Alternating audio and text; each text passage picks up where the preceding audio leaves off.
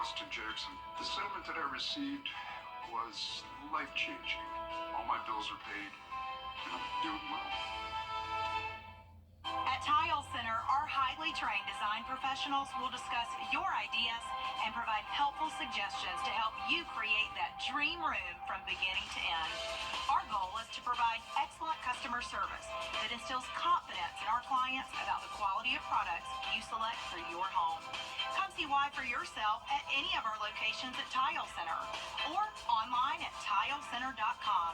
Your tile and stone experts. I'm WJBF. News Channel 6, the United Way of the Giving Your Best Partners. Want to give special thanks to all our viewers who helped us stuff the bus, preparing local students for a successful school year. Thank you for giving your best. Get the latest video in one click at WJBF.com. Chief Meteorologist Jennifer Petracci. Weather coverage you can plug in.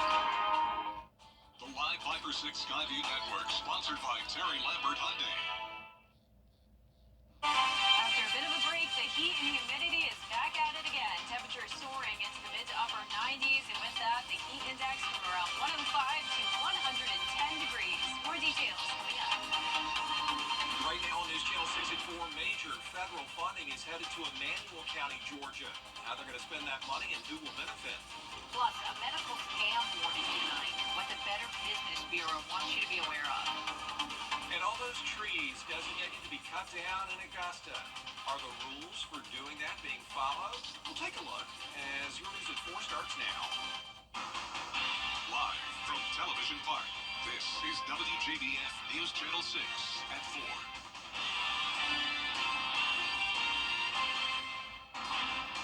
Good afternoon, everybody. I'm Brad Means. And I'm Jenny Montgomery. We'll get to those stories in just a moment, but first we want to check in with Chief Meteorologist Jennifer Petracci. And Jenna, as you told us would happen, the much-needed break from the heat is over. Yeah, unfortunately, that is right. It is feeling like summertime again for sure, with the temperatures back into the 90s today after a brief break in the mid to upper 80s over the last few days. It's also pretty cloudy outside, a bit breezy as well as we take a look at our Terry Lambert Hyundai Skyview cam at Augusta Regional Airport.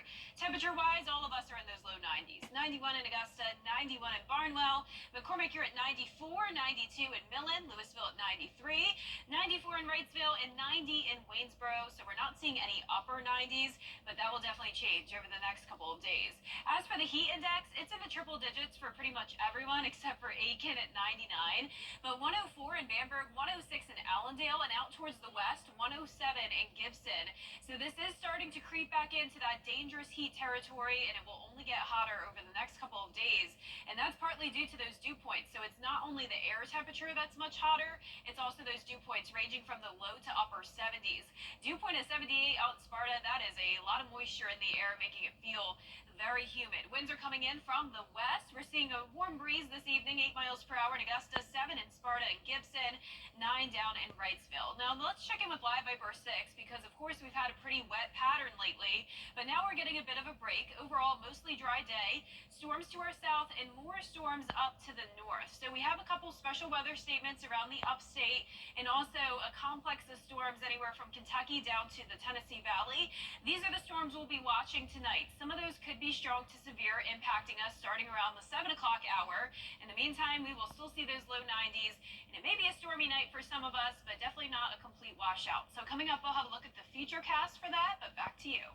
All right, Jenna, thanks. Coverage you can count on continues with that heat advisory affecting our western lying counties. Fire departments in Emmanuel County, for instance, are getting ready for the high temps and the hard work and emergency calls that come with it. The Swainsboro Fire Department has a special operations unit. It goes to big calls, and it has 5 coolers. There are medical officers on hand to help firefighters cool down before they go back on duty. That turnout gear that they wear is so hot.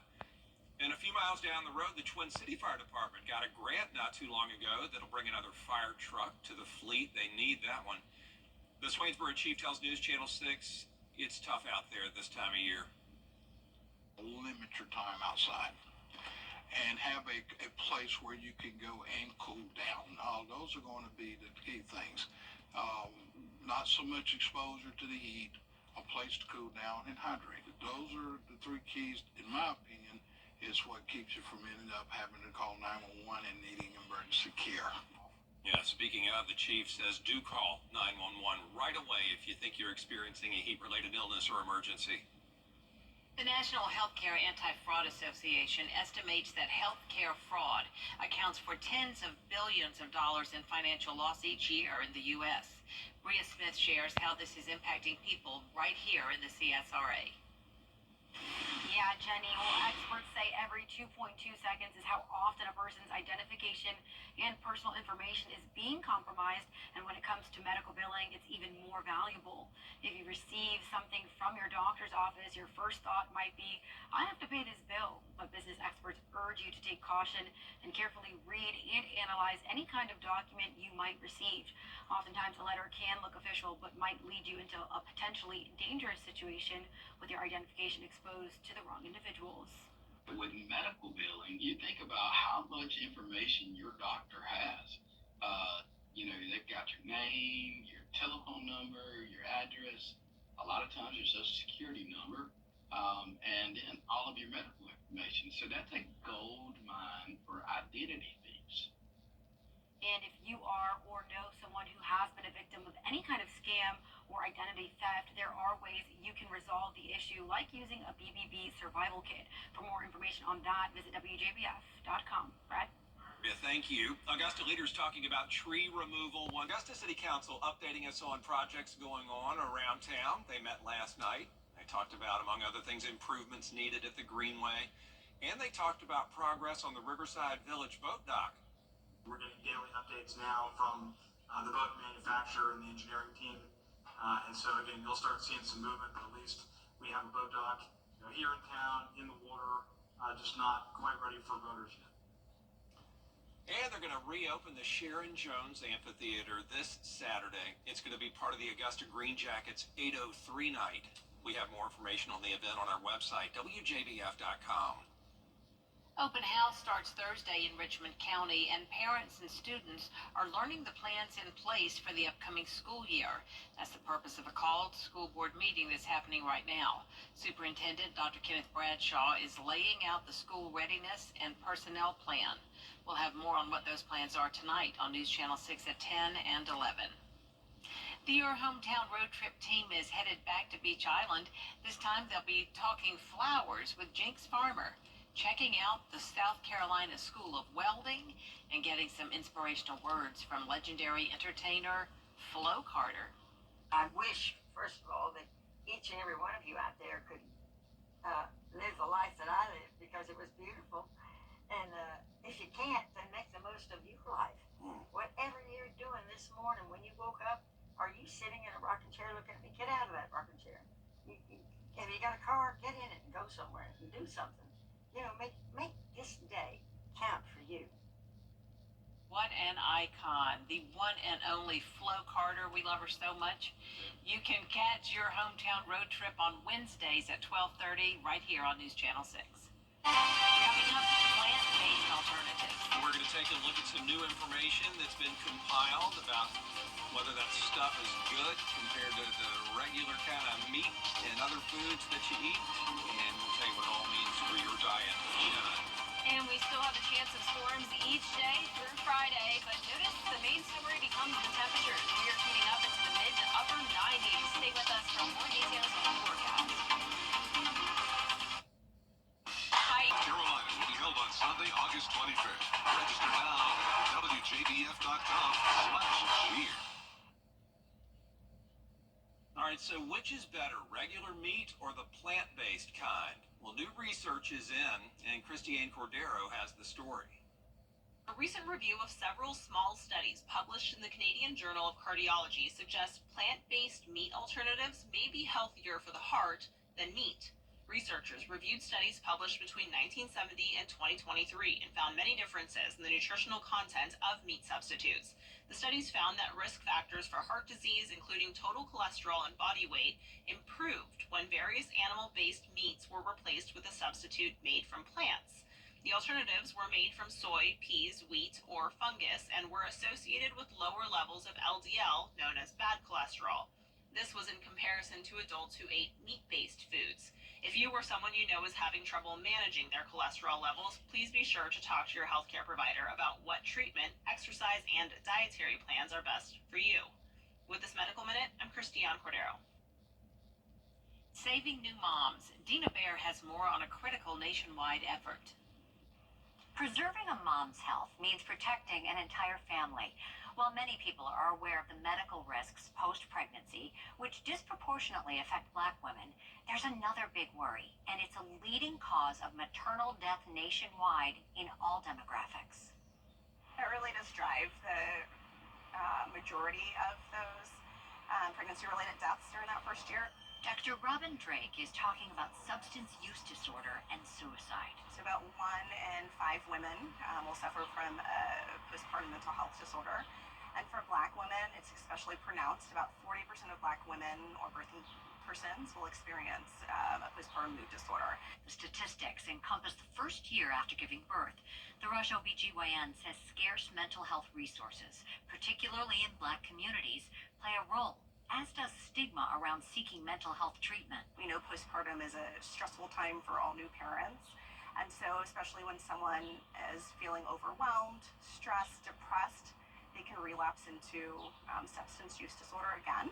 The opioid crisis is going on in our country, and pregnant women have not been spared.